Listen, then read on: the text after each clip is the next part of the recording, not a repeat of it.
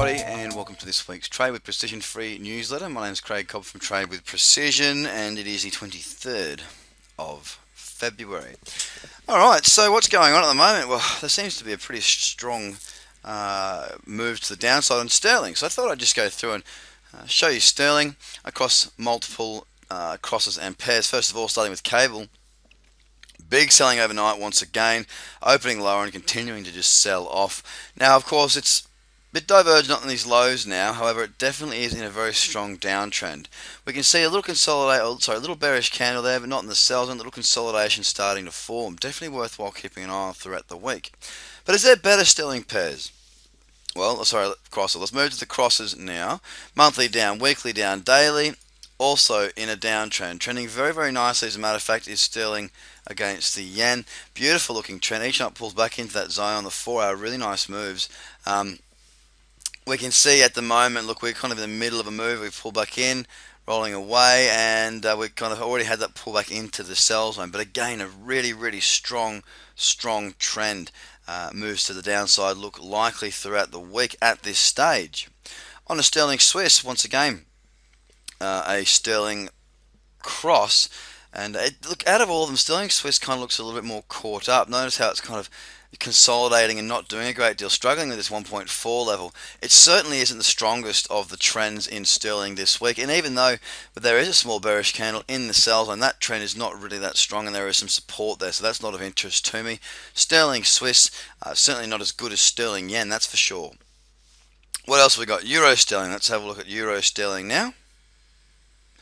Euro sterling, a bit like sterling Swiss, a little bit caught up at the moment, not looking so good. Bit of resistance to get up through there, and not one of the stronger trends available. Sterling CAD,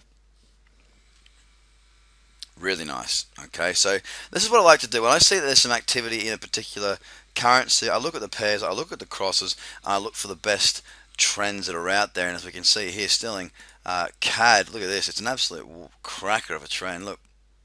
Pull back in, really good move. Waiting for that pullback up in now to see if we can get a break. A small bearish candle in that zone, and just sort of looking to follow the trend as we see it now. Nice pullback here on this 15-minute time frame, but I'd like to see it pull back a little bit further, perhaps even into these old lows. But definitely sterling CAD, one for the watch list for me, looking very nice indeed.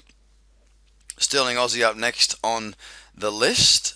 And sterling Aussie, again, a big fall, weekly downtrend, monthly is falling further, daily is falling very, very well. Look, it's just straight up overextended, needs to have a pullback. I'd love to see it pull back into this sell zone throughout the week. Nice, well, look, that's a bit of a flat level there. Not that it matters, because it would be massively against the trend. I'm not looking for that sort of a trade. I'm looking for pullbacks.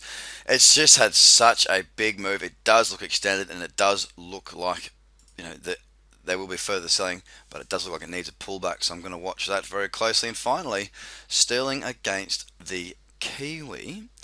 Again, big selling off here, really nice trend. The interesting thing is, where have we sold to? We've pulled back smack bang onto this old level of resistance. Will it become support? Well, time will tell, but I will be cautious around these sorts of levels. Trend very, very strong.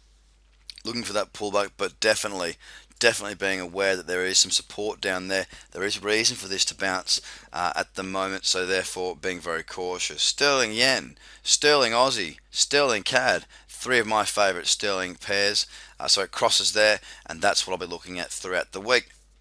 Now, speaking of the week, next live webinar coming up is the critical trading errors. If you haven't watched this, or if you have, watch it again anyway.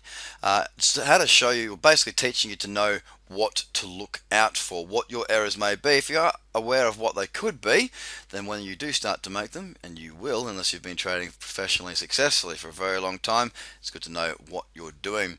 We'll look at why the majority of traders fail.